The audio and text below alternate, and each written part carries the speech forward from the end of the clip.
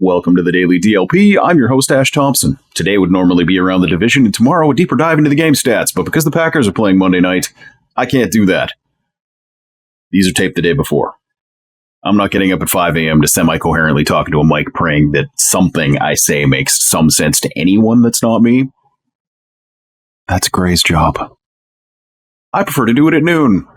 Let's get it on.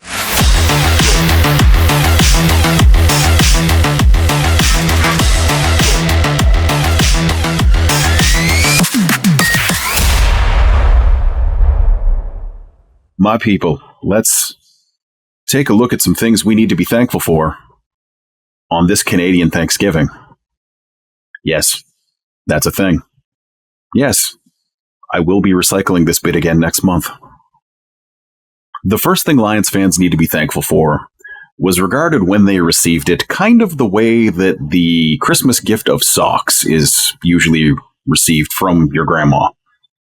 You unwrap it and you're like, I don't want this. What the hell is going on? Did I just get punked?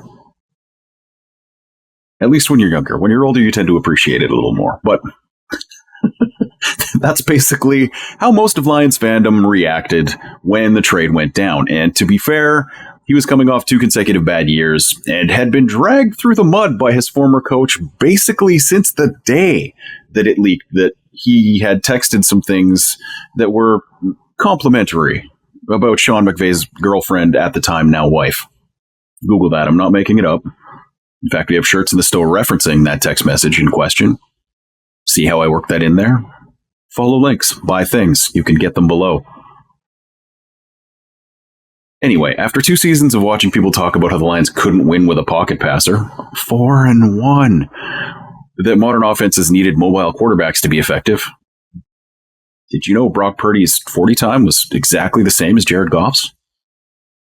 Maybe you don't have to sprint to be a good quarterback. Anyway, I mean, it's not like Kyle Shanahan's known as an offensive innovator in the league or anything like that, is he?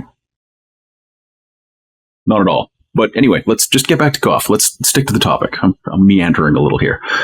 Current pace, 4,301 yards, 31 touchdowns, 10 interceptions. I'm looking for seasons where our last quarterback put up a 3-to-1 TD to INT ratio.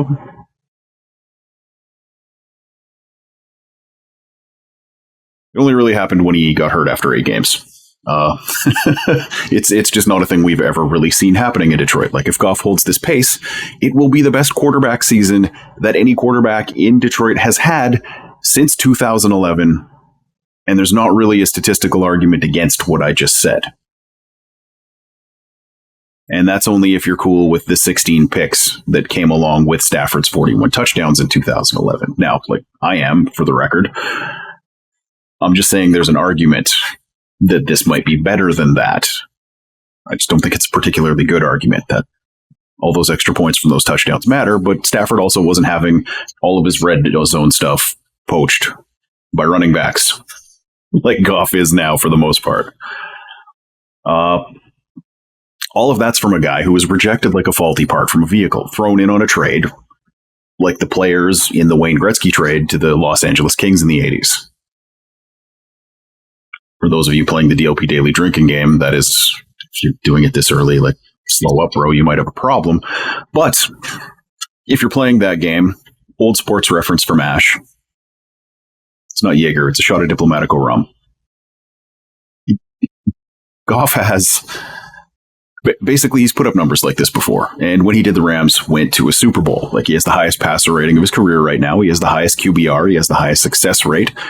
And I have to ask, does the Panthers' loss get an asterisk because they were playing a team that was missing half of its planned starting secondary at the beginning of the year, didn't have their right guard, and were missing one of the best receivers on planet Earth? No? No asterisk there? Cool. It's just an L. I say this a lot. Good teams win anyway. If the Lions weren't good, the Chiefs would have won in week 1, despite their issues. But the Lions are good. So what's another thing we need to be thankful for? Well, most of the pre-draft rankings said that the Lions should have drafted Darnell Washington with that pick that they used for Sam LaPorta. This is why, if you're having a conversation with me about draft stuff and you say that the pre-draft rankings of Site X are your argument for why somebody in someone else's mock draft going where they did is stupid, that is a ridiculous argument and a terrible conversation to be having. But let's take a look at Darnell Washington so far. 4 starts. That's pretty good. Put him on the field immediately. And like Kenny Pickett's not exactly the mad bomber. I mean, he's a bit of a check down Charlie. Really? It's the sound of my dog drinking. Something they love to do when I'm trying to record these. Hopefully I can get it edited out. Thanks, Queso. Darnell Washington, 4 starts, 3 catches.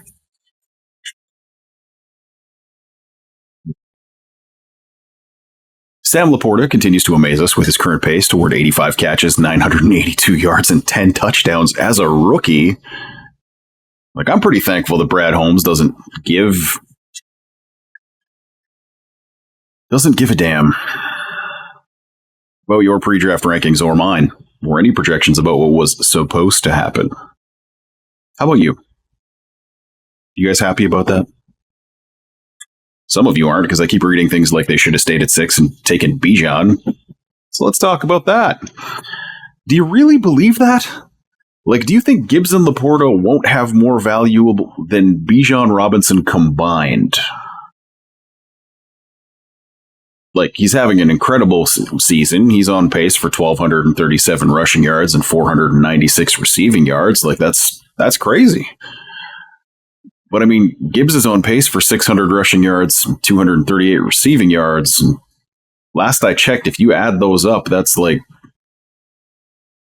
what are we looking at? Like 400 or 500 more yards on the year?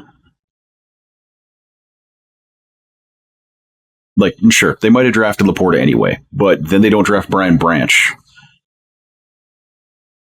because they don't have picks in that range, which they did after the trade back. Like, I hate seeing the same people who would have lost their minds if the Lions had picked a running back at pick 6, now saying that the 4-1 Lions would have been better off if they had done that. So I guess that I'm thankful for Brad Holmes finally being someone in the GM chair of the Detroit Lions who is actually smarter than the pundits who talk about what they do and does a better job. I've said before that LaPorta wasn't my guy at the tight end spot at that pick. I was wrong. Awesome. But my guy does have 12 and a half times as many receiving yards as Darnell Washington this far into their rookie season. And he's second among rookie tight ends, despite having been injured early against the Lions in Week 4 and missing Week 5, most likely. I wanted Luke Musgrave, who I do think would also be having a very good year in the Ben Johnson offense, but we got what we got, and he's awesome. So I'm thankful that Brad Holmes makes better decisions than I would. Hell, I'm not sure that some of our GMs, despite having access to way more information than me, would have. This one does. You guys are going to get a ridiculous amount of off-season draft coverage, by the way. Like, if I have a thing, that's what it actually is. Like, right now you're getting the stuff I'm sort of a little bit familiar with and kind of like doing, but draft scouting? Woo! Boy. It's going to be a very nice draft miss this year indeed, friends. I'm thankful, again, for Alex Anzalone. I couldn't believe he came back to Detroit for a second year at the salary that they paid him in 2022, because he did get better offers elsewhere.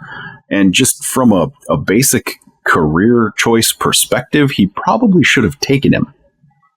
But he chose to stay in Detroit, and he's the linebacker logging the most snaps on the team that has allowed the lowest rushing yard total in 5 games in 82 seasons. Like, the Broncos gave up more in 1 game this year than the Lions have all year. Heck, last year the Lions gave up 320 in a single game, and this year they've given up 342 in 5 games. So, like, everyone keeps asking the question, like, why is the run defense better this year compared to last year when we have, quote unquote, the same guys? The reason is we really don't have the same guys. Like, getting Charles Harris back from injury, Romeo Okwara being 1 year further removed from his Achilles tear. And the guys that they drafted in the last couple years are all a year older, a year stronger, a year better. Like, that is how the draft and development model is supposed to work in the NFL. Like, previous regimes have had to buy or trade their way to getting adequate starters. And this regime has just been a factory of player improvement, effectively. Like, Alim and Hutch, better than they were last year? Absolutely. Both of them 100%. And both were, like, decent last year. Barnes, way better than he was last year. I don't know what he did this offseason, but I hope he does it again next offseason. Will Harris, Jerry Jacobs. And as a side note, Jerry, I would like to apologize to you for calling you Judy yesterday. We had just been having a wide receiver conversation in the Slack chat, and the Broncos receivers came up a lot. A Slack chat you can join by becoming a Patreon supporter or helping us out on YouTube to the tune of $5 a month. And that's what I've got today on this weird day where there wasn't a whole bunch of things to talk about.